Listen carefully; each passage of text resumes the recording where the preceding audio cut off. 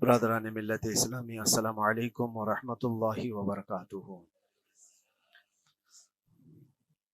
الحمد للہ الحمد للہ الحنان المنان الذي خلق الانسان وعلمه البیان، والصلاة والسلام على رسوله سید الانس والجان وعلى آلہ واصحابہ ذوی الخیر والاحسان، اما بعد فاعوذ باللہ من الشیطان الرجیم، بسم اللہ الرحمن الرحیم۔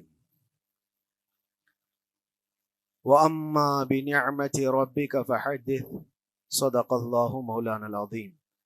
بارگاہ رسالت معاذ صلی اللہ علیہ وسلم میں درود پاک کا ہدیہ پیش کریں۔ اللہم صل علی سیدنا و مولانا محمد معدن الجود والکرم وآلہ واصحابہ الکرام وابنہ الکریم وبارک وسلم صلاة دائمة سرمدا ابدا۔ قرآن عظیم میں اللہ رب العزت ارشاد فرماتا ہے، وَقَلِيلٌ مِّنْ عِبَادِيَ الشَّكُورُ، میرے بندوں میں شکر کرنے والے بہت کم ہیں۔ اور یہ بات صحیح ہے کہ بندے پر بے شمار نعمتیں اللہ تعالیٰ عطا کیا ہے، بے شمار ہیں۔ وَإِن تَعُدُّوا نِعْمَتَ اللَّهِ لَا تُحْصُوهَا، اگر تم اللہ کی نعمتوں کو گننا چاہو گے تو شمار نہیں کر سکو گے۔ شیخ سعدی رحمۃ اللہ تعالی علیہ فرماتے ہیں کہ تمہارا ایک سانس لینا بھی نعمت ہے، سانس کا باہر نکالنا بھی نعمت ہے، اور اگر صرف سانسوں کی نعمتوں کا شکر ادا کرنے پر بندہ بیٹھ جائے تو پوری عمر اس کی تمام ہو جائے۔ باقی نعمتوں کا کیا ہے؟ بے شمار نعمتوں سے نوازا ہے اللہ تعالیٰ نے، لیکن انسان کی فطرت میں یہ بھی ہے کہ کبھی ایک چیز کی کمی محسوس ہوتی ہے تو وہ واویلا مچاتا ہے، بہت شور کرتا ہے کہ مجھے یہ تکلیف ہوئی، وہ تکلیف ہوئی۔ اس کے صحت کے زمانے کو وہ یاد نہیں کرتا، مصیبت کے زمانے کو بہت جلدی یاد کرتا ہے۔ اسی لیے شکر گزار بندے بہت کم ہیں۔ عادت یہ ڈال لیں، جب مصیبت آئے، کوئی تکلیف آئے، تو ہمارے اندر یہ احساس پیدا ہو جائے کہ میرے گناہ اس سے بھی بڑی مصیبت کے لائق تھے، اللہ نے کم مصیبت عطا کی۔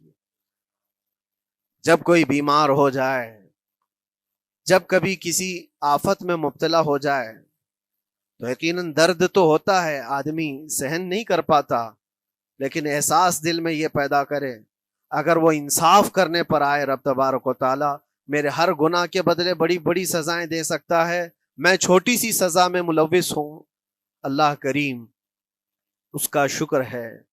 اسی طرح سے میرے عزیزو، ایک بات میں آپ کو بتاتا ہوں، خاص طور پر ہمارے قید کے زمانے میں بہت سارے ایسے قیدی جیل کے اندر جانے کے بعد ان کے حالات ایسے ہو جاتے ہیں، وہ نا امید اور مایوس ہو کر کفریہ جملے بکنے لگ جاتے ہیں۔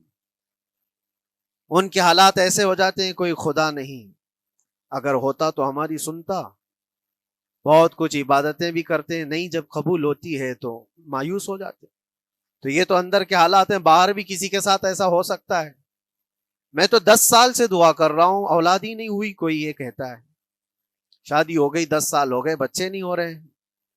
کوئی یہ کہتا ہے کہ میری بیٹی کا رشتہ ہی نہیں ہو رہا، ہر وظیفہ کر لیا، ہر دعا کر لیا، پھر یہاں سے نا امیدی، نا شکری۔ یہ جملے انسان کو کہاں تک پہنچا دیتے ہیں۔ ایک بات میں آپ کو بتاؤں، مولا علی کرم اللہ وجہہ الکریم کی یہ حکمت بھری بات ہے، ارشاد فرماتے ہیں جب کبھی مصیبت آئے اللہ کی طرف سے تو یہ امتحان ہے یا سزا ہے، کیسے پتا چلے؟ ظاہر سی بات ہے، ہر کوئی یہ کہتا ہے یہ تو اللہ کی طرف سے امتحان ہے، آزمائش۔ ہم بھی اندر تھے تو یہ بار بار احساس دلایا جاتا تھا، اور بعض لوگ یہ کہتے تھے کہ اللہ کی طرف سے آزمائش ہے، امتحان ہے، اس کو گزار لیجیے۔ بعض مرتبہ امتحان ہے اور بعض موقعوں پر سزا ہے، اور سزا کب ہے اور امتحان کب ہے یہ کیسے پتا چلے؟ بہت بڑا فارمولہ ہے۔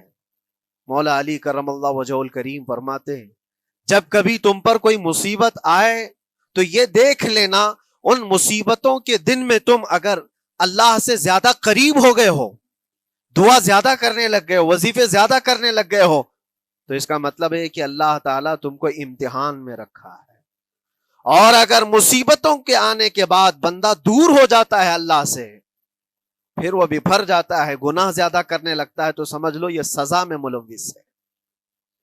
اب سب کی زندگی میں یہ مصیبتیں جب آتی ہیں تو خود اپنے آپ کو ریئلائز کرے، احساس کر کے دیکھے کہ مصیبت آئی ہے تو میرے ہاتھ میں تسبیح آ گئی یا پھر گالی گلوچ، مصیبت یا آفت آئی ہے میرے گھر پر تو میں عبادت اور نماز کی طرف زیادہ جا رہا ہوں یا پھر عیش و عشرت کی طرف زیادہ جا رہا ہوں، تو تمہیں خود پتا چل جائے گا کہ تم اللہ کی طرف سے امتحان میں ہو یا پھر سزا میں ہو۔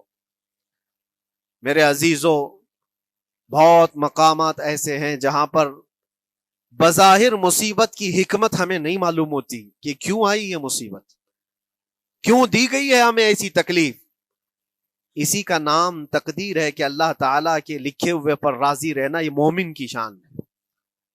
مومن کو ہمہ وقت اللہ تبارک و تعالیٰ کی طرف سے لکھی ہوئی اس تقدیر پر راضی رہنا ہے۔